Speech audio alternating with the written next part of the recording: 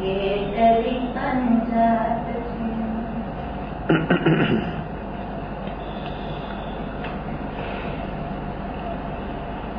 भगवती शुक्र उदायन राजा नदी का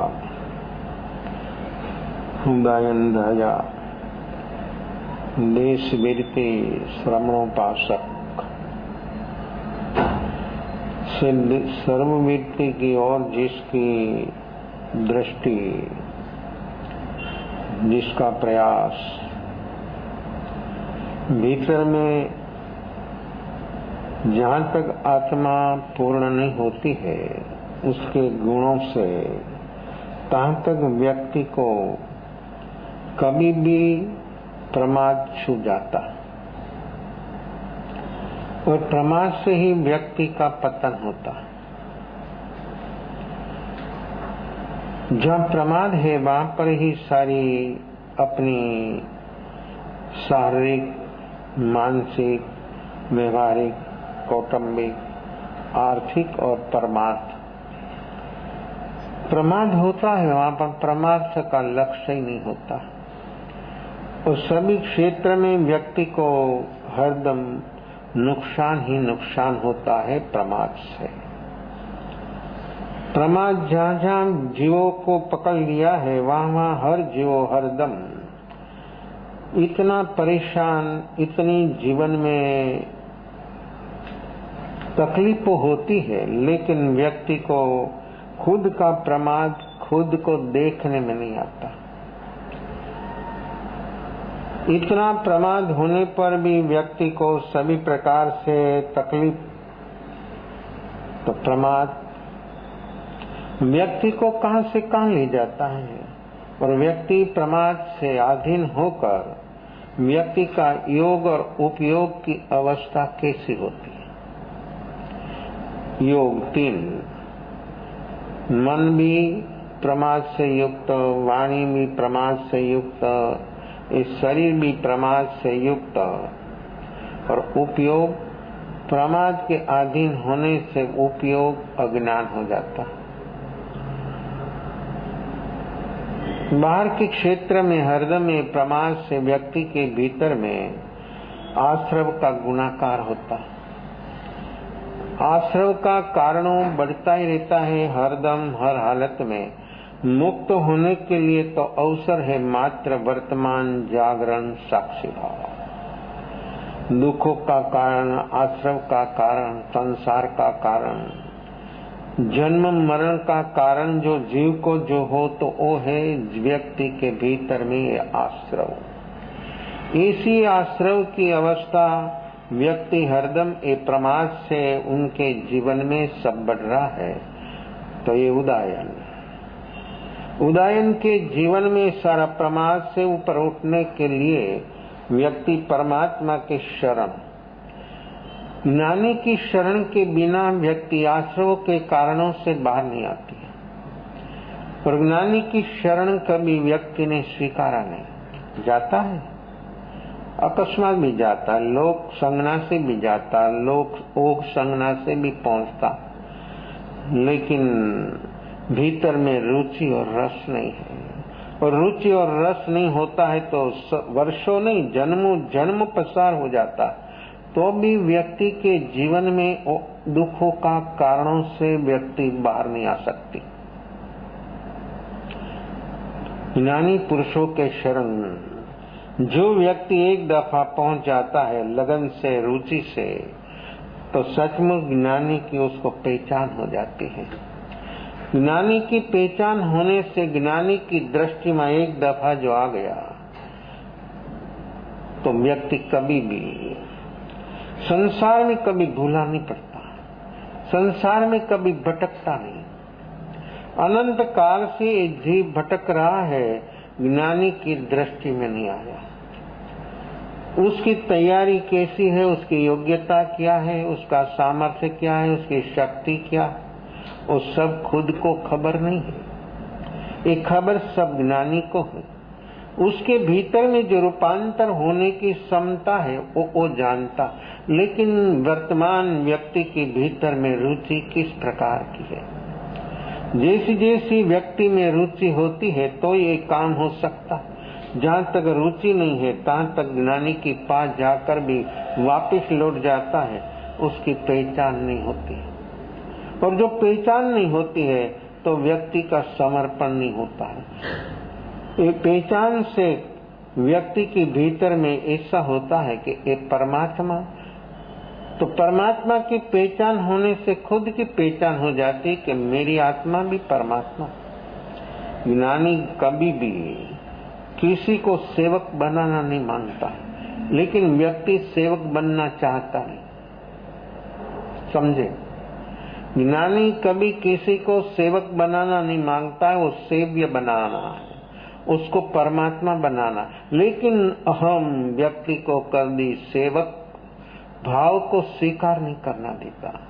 सेवक भाव तो जब तभी आता है जब व्यक्ति के भीतर में ऐसे सब कुछ नौत्स्वार कर देना है, सब कुछ तन से, मन से, धन से, सब से गुरुदेव की आज्ञा सब आत्मा बसे, तब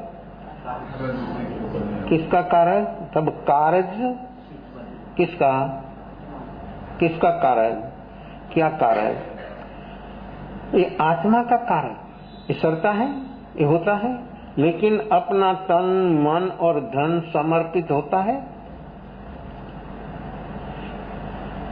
एक भी समर्पित नहीं है, तन नहीं है, धन नहीं है, मन नहीं है, तो फिर कैसे आज्ञा का स्वीकार होता है?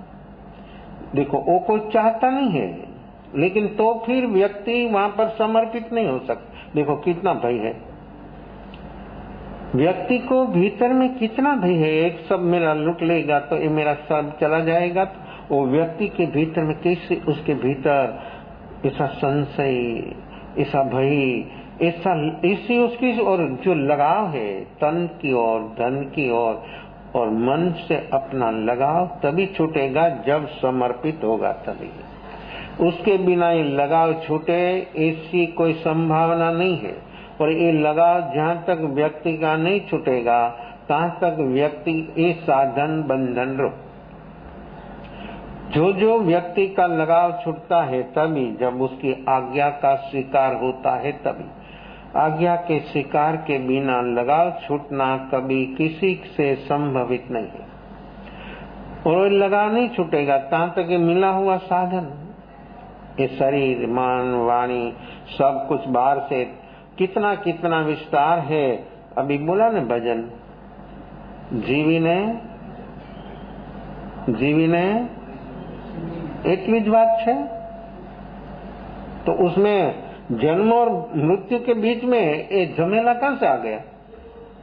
कितना झमेला क्यों आया? जन्म और मृत्यु दो छोर है, जन्म से मृत्यु की ओर यात्रा शुरू होती है, ये दो छोर है। जन्म हुआ तो जन्म से यात्रा शुरू हो जाती है। तो व्यक्ति के भीतर में और जन्म से इतना ही मर जाना इतनी बात है, तो फिर ये बीच में ये कहां से आ गया? तो व्यक्ति के सामने मृत्यु देखने में आता है। भजन तो बहुत अच्छा है, लेकिन उसका भाव अपने को स्पष्ट छूता है। वो क्या क्या वो शब्द है और शब्द में क्या अर्थ है वो अपने को छूता है। वो अपने जब नहीं स्पर्श हुआ तहाँ तक व्यक्ति शब्द सुनेगा, आवाज अच्छा है तो कान को अच्छा लगेगा, लेकिन भीतर में अच्छा तो तभी होगा जब व्यक्ति जन्म और मृत्यु के बीच में जो सारा राग द्वेष का झगड़ा, ये सब द्वंद ही द्वंद जो चल रहा है, उसी से जहाँ तक व्यक्ति बाहर नहीं आएगा तहाँ तक व्यक्ति का काम होना निज का काम, अपना काम, निज स्वरूप को जो पहचानना हो, अनुभव करना हो, तो बीच में जो है राग द्वेष, ये सारी राग द्वेष की अवस्थाओं से व्यक्ति को बाहर आना पड़ेगा। कब आएगा? वो तो चलता है, जीवन चल रहा है, जितना आयु होगा इतना व्यक्ति भोगेगा। लेकिन वो व्यक्ति की वर्तमान अवस्था जो चल रही है उसमें उसका मन, वाणी कैसा चल रहा है, उसमें क्या क्या हो रहा है। निमित्त आता है, निमित्त को ढूंढना नहीं है, ज्ञानी को ढूंढना पड़ेगा। निमित्त तो हर हालत में, हर संयोग में खड़ा है, उसी से बचना है तो ज्ञानी की शोध करो। लेकिन कौन करता है? हाँ, जिसको जिसकी जरूरत हो वो शोध करता है। हर क्षेत्र में हर व्यक्ति को जिसकी रुचि जिज्ञासा है वो व्यक्ति उसकी शोध करता है और होता है। वहां समग्रता से नौछार कर देता, सब कुछ लगा देता दाव पर। वहां बचना कोई बचाना विकल्प भी नहीं है। देखो, कोई किसी के साथ किसी को लगा हो गया, प्रेम तो है ही नहीं, प्रेम शब्द है बोलते हैं, लेकिन लोगों ने प्रेम शब्द बहुत बड़ा दूषित बना दिया है। लोग प्रेम शब्द बोलते हैं लेकिन भीतर में तो मोह राग है, और मोह राग होता है वहीं दुख होता है, वहीं तकलीफ होती है, वहीं आपाधापी, सिर पति सी मारा मारी। 6 महीना 8 महीना वर्ष दिवस સુધી व्यक्ति की अवस्था एक दूसरों को लगती है। फिर शादी हो गई, शादी होते 1 हफ्ता ही नहीं होता तो अलग हो जाता है। तो क्या हुआ? क्या हो गया? और जो रहते हैं वो सब मजबूरी से रहते, वो भी समझना। जो रहते हैं वो सब आपके लोगों के बंधन से, लोक लाज से, लोक शर्म से वो लोग रहते हैं, लेकिन मालिकी भाव, कितना मालिकी भाव, कैसा मालिकी भाव? तो प्रेम तो है ही नहीं और होता ही नहीं। प्रेम कितना निर्मल है, कितना शब्द, इतना सुंदर शब्द है, लेकिन व्यक्ति ने इतना इस शब्द को इतना गलत समझ लिया है, इतना गलत मान लिया है। तो मोह राग सचमुच गलत है। मोह राग दुख रूप भी है। हर जीवों को, कोई भी जीव हो, कोई भी हालत में हो, तो मोह राग व्यक्ति को हरदम दुखी ही दुखी बनाता है। प्रेम तो हरदम सुखी ही सुखी बनाता है। एक भी जीव जो प्रेम में लग गया तो वहां पर कुछ लेना नहीं देना, सब उड़ेल देना। लेने की तो बात नहीं, सब जो है उड़ेल देना। ये ऐसी जिसके भीतर में ज्ञानी की ओर ऐसा प्रेम, दिव्य प्रेम, कोई मांग नहीं, कोई इच्छा नहीं, कोई अपेक्षा नहीं। और मुंह में तो मांग है, अपेक्षा है, कितना। जहां से वो लगा हुआ वहां से एंड तक व्यक्ति एक दूसरों को कितनी अपेक्षा है। एक दूसरों को साथ में रहते लेकिन अपेक्षा कितनी है। तो जहाँ प्रेम होता है वहां अपेक्षा नहीं होती, वहां तो सब कुछ कर देना का, सब कुछ अपने जीवन में जो है वो सब कुछ को समर्पित कर देना है, तभी ऐसा ये प्रेम प्रकट होता है। तो व्यक्ति जब मोह राग में होता तो अपेक्षा होती है। परमात्मा महावीर की और उदयन को ऐसा प्रेम प्रकट हुआ तो राज्य छूट गया, छूट जाता, छोड़ना नहीं होता। और छोड़ने से कभी छूटेगा नहीं, वो तो साथ में चलेगा। छोड़ने से कभी कोई व्यक्ति अभी तक छोड़ नहीं पाया और छूटता भी नहीं है। और छोड़ने का प्रयास भी व्यक्ति का किसी अवस्था में होता है। ऐसी अवस्था जब मजबूरी होती है तब व्यक्ति ऐसा होता। छोड़ने से कोई चीज नहीं छूटती है जब भीतर में जागरण होता है, ऐसा परम प्रेम प्रकट होता है, वैराग्य प्रकट होता है। उपशम और वैराग्य व्यक्ति के भीतर में जब प्रकट होता है तब व्यक्ति के भीतर में सब छूट जाता है।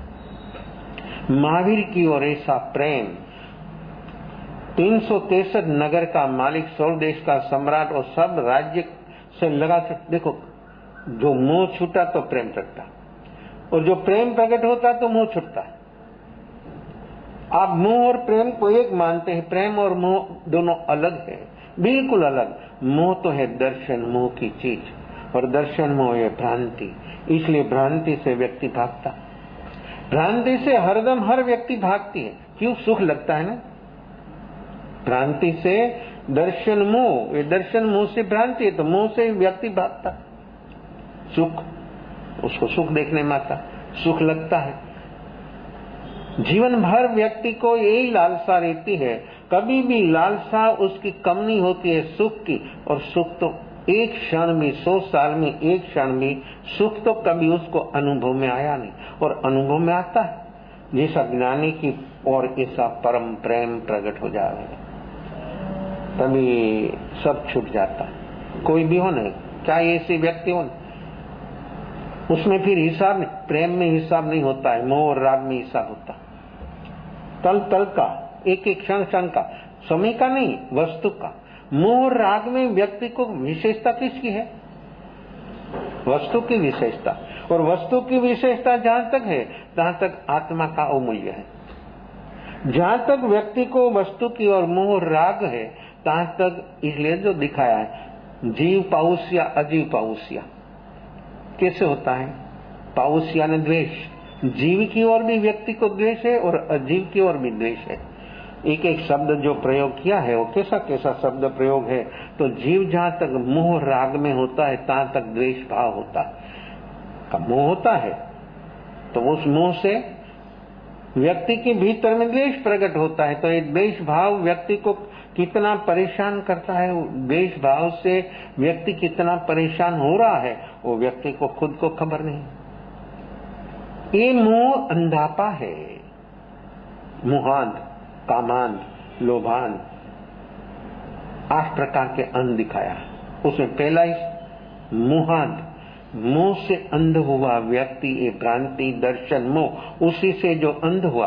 चक्षु तो है लेकिन देख नहीं पाता। देख कैसा एक आवरण है, जो चर्म चक्षु में कोई दर्द हुआ तो डॉक्टर के पास जाता तो साफ हो जाता, ठीक हो जाता है, लेकिन मोह का अंधापा एक कभी खत्म नहीं होगा। और मोह जहां तक है तहां तक उसकी दृष्टि ही विपर्यास है। उसको जो देखेगा वो सब उल्टा देखेगा।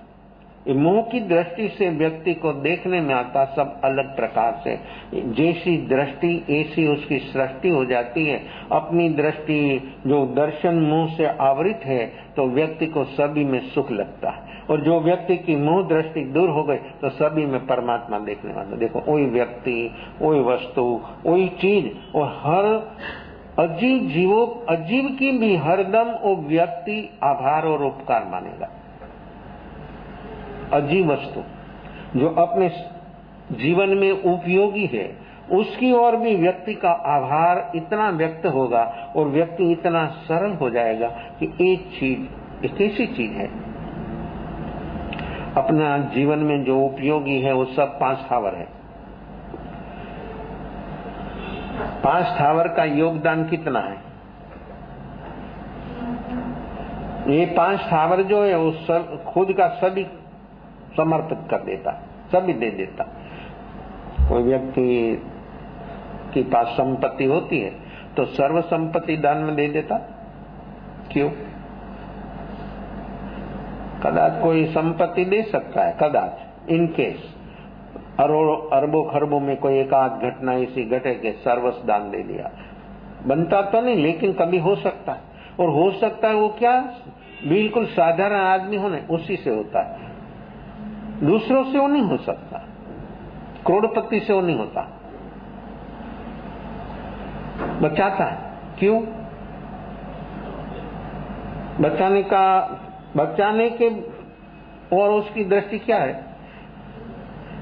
काम लगेगा। किसको? खुद को खबर नहीं है कि ये वस्तु किसको काम लगेगी, खुद को खबर नहीं, तो भी व्यक्ति संचय करता रहता है। मधुमक्खी मध संचय करती रहती है, मालूम है कौन खा जाएगा? एक दफा कोई आएगा देखेगा तो सारा मध सारा शहद लूट लेगा। ऐसे ही व्यक्ति की हर जन्म में ऐसी ही अवस्था हुई है, लेकिन तो फिर व्यक्ति जागता नहीं, तो सर्वस्व कोई नहीं दे सकता। 5 स्थावर खुद का सर्वस्व दे देता।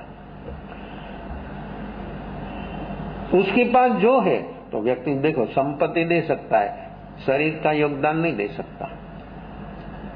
संपत्ति दे सकता कदाच इनके अरबों खरबों में कोई एक घटना, लेकिन शरीर हाँ मरने के बाद देहदान करते हैं। कभी विल में कोई भी लिख देता कि वे शरीर का देहदान चक्षुदान वो सब, लेकिन जिंदा आदमी खुद का शरीर दूसरों की सेवा में कोई इच्छा अपेक्षा के बिना सारा शरीर 3 योग समर्पित कर देता है। योगदान तो 5 स्थावर वो सर्वस्व दे देता है। अपने को ही सर्वस्व दे देता है, वो 5 स्थावर से एक जो नहीं होता ना, सारा विश्व समाप्त हो जाता है। जीव सृष्टि मात्र समाप्त हो, इतना योगदान है 5 स्थावर का। पृथ्वी, पानी, अग्नि, वायु और वनस्पति, ये अपना सारा जीवन है। उसी से ही अपना जीवन चलता है। ये शरीर का निर्माण भी उसी से हुआ है और उसी में एक रूप हो जाता है। तो ये 5 स्थावर अपना वो सर्वस्व दे देता है। उसको तो वो जीवों को भी कैसा पुण्य होता है, वो जीवों को भी, जीव सभी जीवों को पुण्य होता है।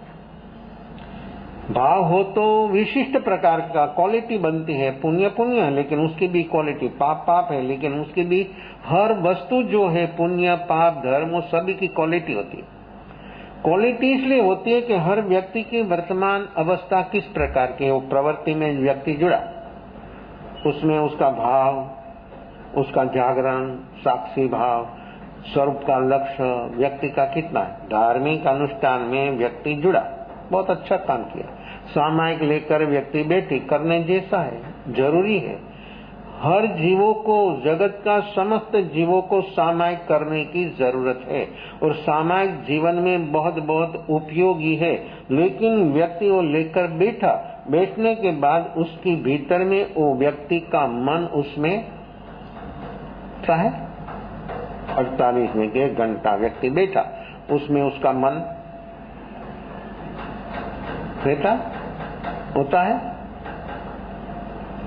मन से ऊपर उठने के लिए सामायिक है, मन को शुभ बनाने के लिए नहीं। तो व्यक्ति का मन भी उसमें नहीं रहता है तो उसी से ऊपर कैसे उठे। तो सामायिक और आत्मा, आत्मा और सामायिक अभेद है। सामायिक और आत्मा अलग नहीं है।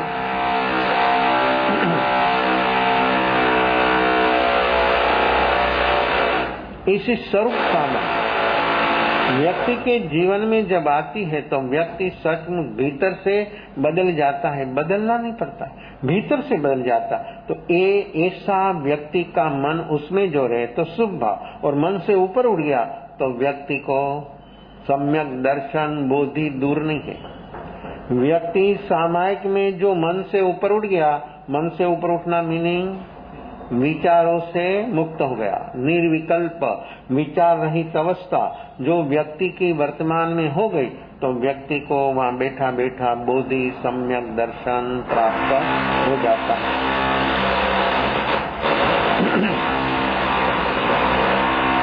ये काम अपना है और ये काम अपने से होता है। अपने के बिना अपनी वर्तमान प्रणति जहाँ तक ऐसी नहीं होगी, तहाँ तक व्यक्ति की वर्तमान अवस्था में उसी से बाहर आए ऐसी कोई संभावना, तो ये सामायिक मन को उसमें रख, उसमें जो मन रहे तो शुभ शुभ शुभ, और मन से जो ऊपर उठ जाए, क्रिया तो है सामायिक की इसलिए कि मन से ऊपर उठना, निर्विकल्प होना, और जो निर्विकल्प व्यक्ति हो गया तो सम्यक दर्शन नहीं होता, तो सम्यक दर्शन बोधि प्राप्त हो जाता, और जो होता है तो और निर्मल होता है। उपसम रूप अवस्था हो तो व्यक्ति सायक में प्रवेश हो जाता। इसलिए तो अपना मन एक साधन में भी नहीं रहता है, तो ये 5 स्थावर खुद का सर्वस्व दे देता। अपने लिए जो हम काम कर रहे हैं उसमें भी अपना उपयोग क्या है, उपयोग की अवस्था अपनी वर्तमान में क्या चल रही है, वो व्यक्ति जहाँ तक नहीं देखेगा और नहीं देख पाएगा, तहाँ तक उसका स्वयं का काम होना एक कभी। तो ये 5 स्थावर पृथ्वी कैसा योगदान है, तो वो जब अपना जीवन है तो अपने जब उपयोग कर रहे हैं तो व्यक्ति उसकी ओर कोई आभार उपकार अहोभाव उसकी ओर कोई प्रकट होता है,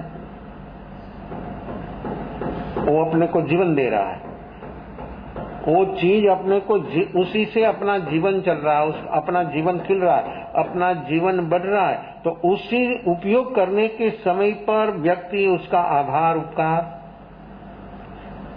क्यों नहीं मानता। आपको कोई जरूरत हो, पड़ोस में लिया है, कोई पड़ोस में लिया है तो भी बोलता क्या थैंक यू, और कोई चीज आपकी कोई अच्छी बोल दे तो भी आप बोलते हैं ऐसा। तो ये अपना जीवन है, वो अपना सर्वस्व अपने को दे देता है।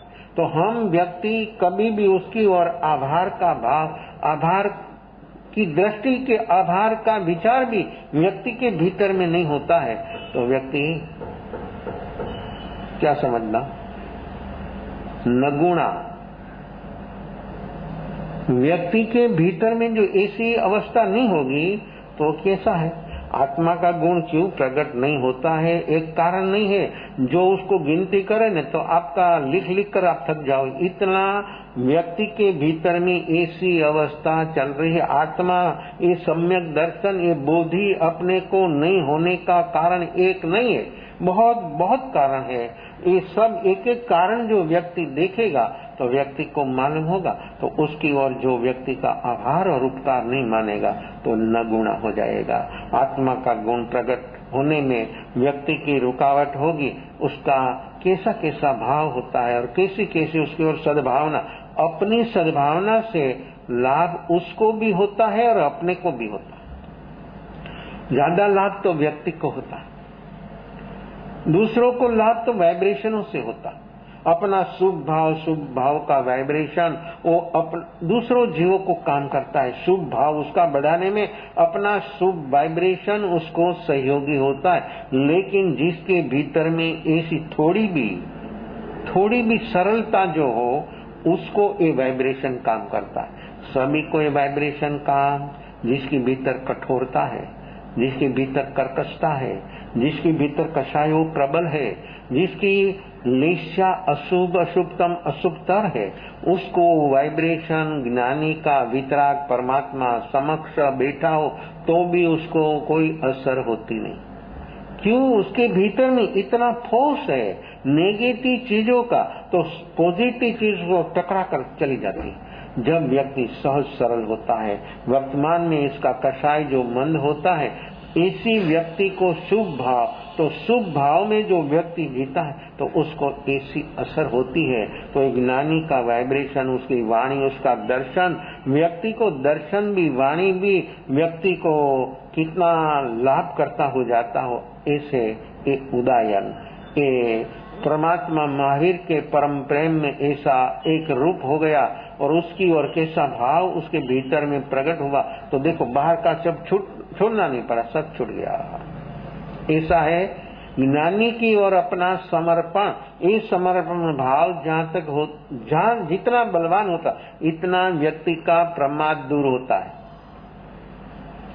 जितना व्यक्ति का समर्पण भाव बलवान है, और समर्पण सह तीन योग का समग्रपणे समग्रता से जब होगा तब व्यक्ति के भीतर से प्रमाद दूर होगा, तभी उसकी आज्ञा उठाने के लिए व्यक्ति तैयार होगा। उसके बिना आज्ञा का पालन होने में अपने को विक्षेप करना जो कोई तत्व हो तो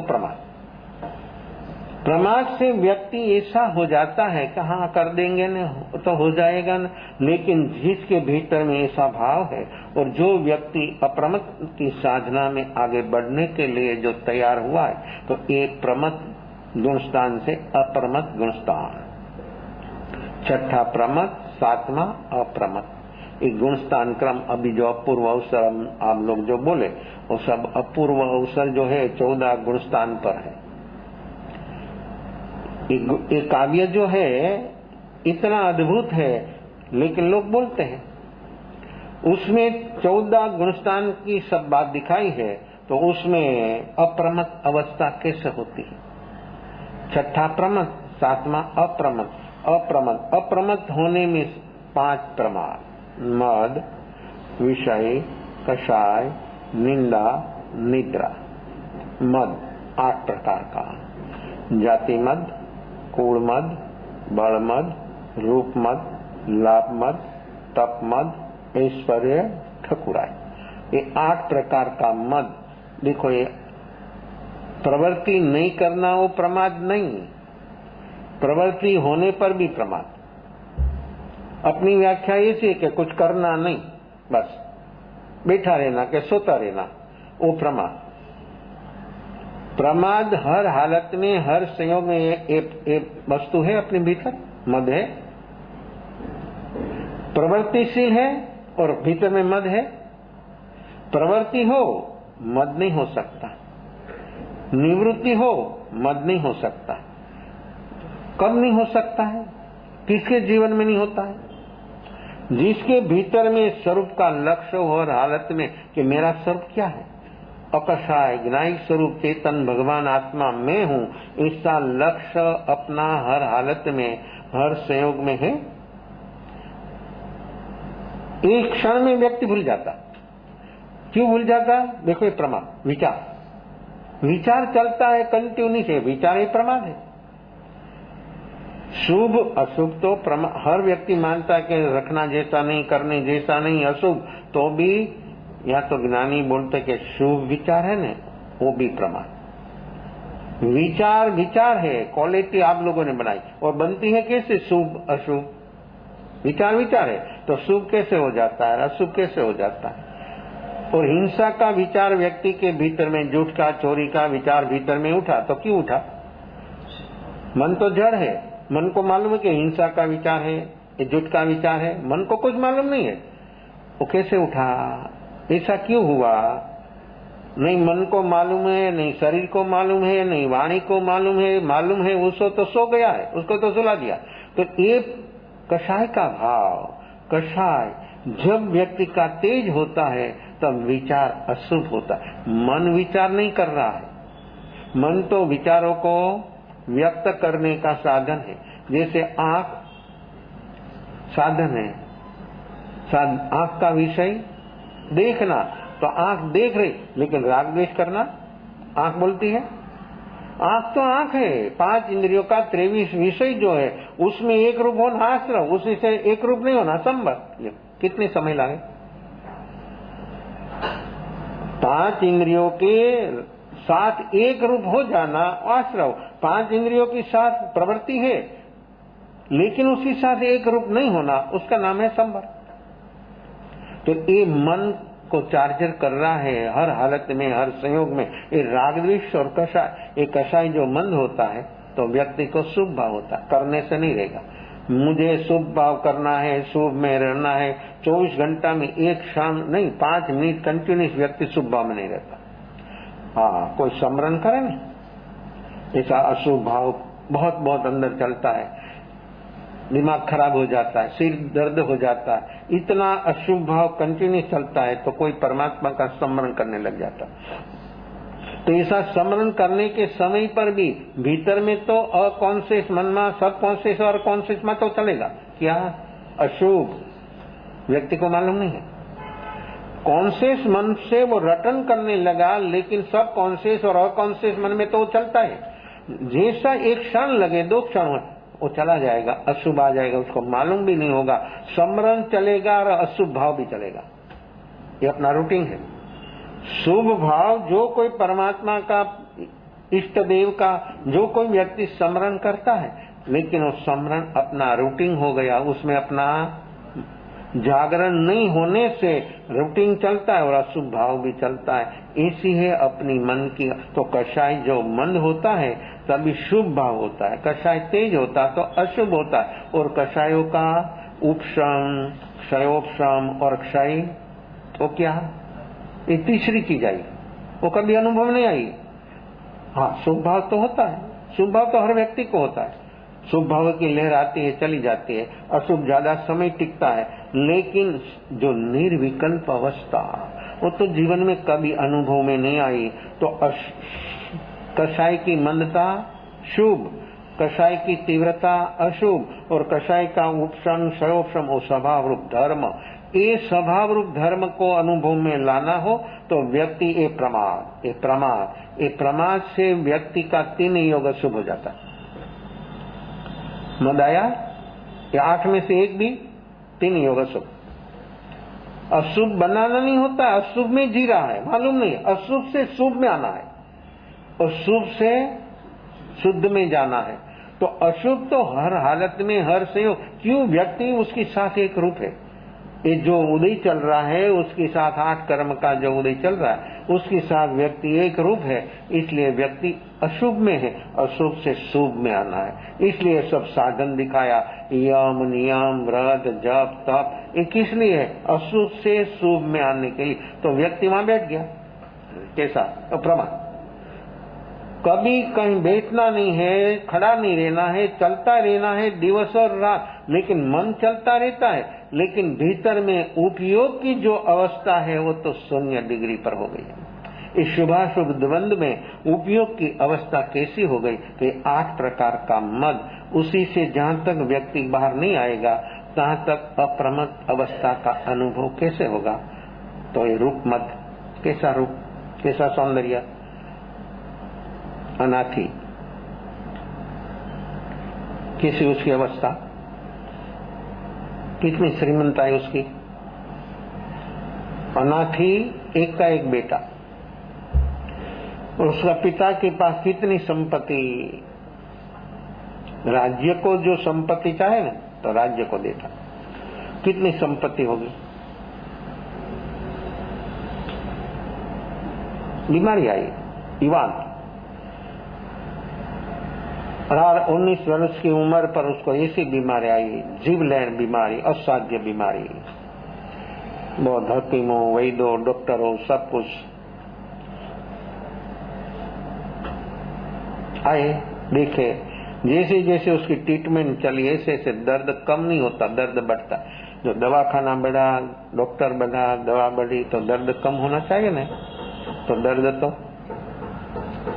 कितनी बड़ी बड़ी फैक्ट्रियों दवाई की चल रही है, फार्मेसियों के लोगों खुराक की तरह टैबलेट खाते हैं। कभी कभी तो दिवस में 25-30 टैबलेट के, उसी से भी ज्यादा टैबलेट व्यक्ति एक एक रोटी एक खाते हैं, टैबलेट 25-30 खाते हैं।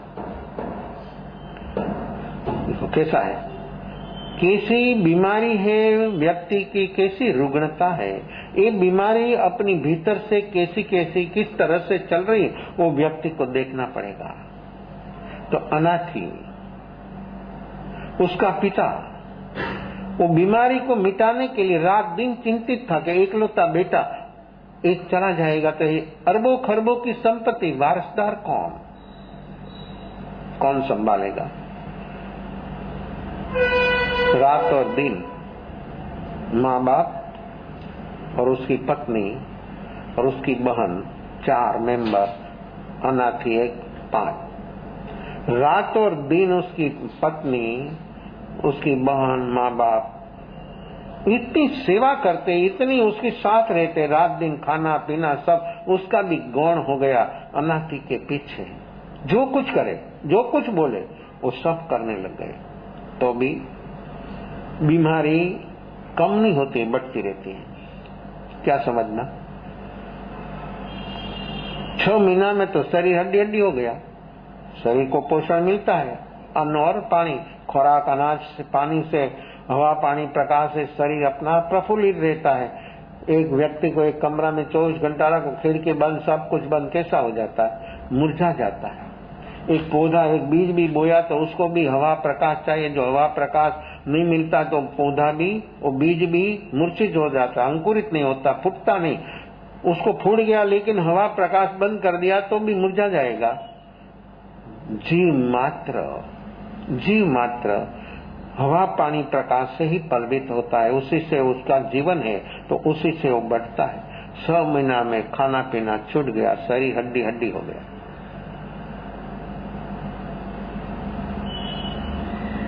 बचने का कोई माँ बाप को निश्चित होगा कि नहीं बचेगा। उस माँ बाप ने घोषणा किया कि मेरा बेटा की जो कोई बीमारी मिटा दे तो वो जो बोले इतनी में संपत्ति दूंगा। 5-5 हजार फीस नहीं, वो जितना बोले इतना मैं दूंगा। बहुत आए लोग, बहुत बड़े बड़े वैद्य आए, बहुत प्रयोग भी किया तो अभी कुछ नहीं हुआ। देखो कैसा है, जब दर्द मिटना तो सामान्य मामूली चीज होती है, उसी से मिट जाता। लाखों नहीं करोड़ों खर्चा कर दे तो नहीं मिटता है। एक मामूली चीज सामान्य व्यक्ति बोल दे कि ऐसा करो, मिट जाता। क्यों? स्थिति पक गई है, वो निमित्त दर्द की स्थिति क्यों है? वेदनी कर्म, उसकी 8 कर्म जो है अपनी पास सत्ता में, बैलेंस में, उसकी स्थिति यानी आयुष्य, आयुष्य आत्मा का नहीं है, शरीर का है। जैसे आयुष्य शरीर का है, ऐसे 8 कर्म की स्थिति है, तो वेदनी कर्म उसकी स्थिति है। वो स्थिति पक गई है, एक निमित्त बनेगा तो शांत हो जाए, खत्म नहीं होगा। समझे, दर्द बढ़ा और दवा से दर्द उपशम होता है जब उसकी स्थिति पकती है तभी। और जो स्थिति नहीं पकती है तो आप कुछ भी करें, वो तो चलेगा, वो बढ़ेगा।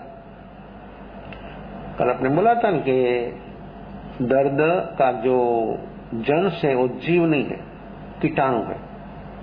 तो कैसे?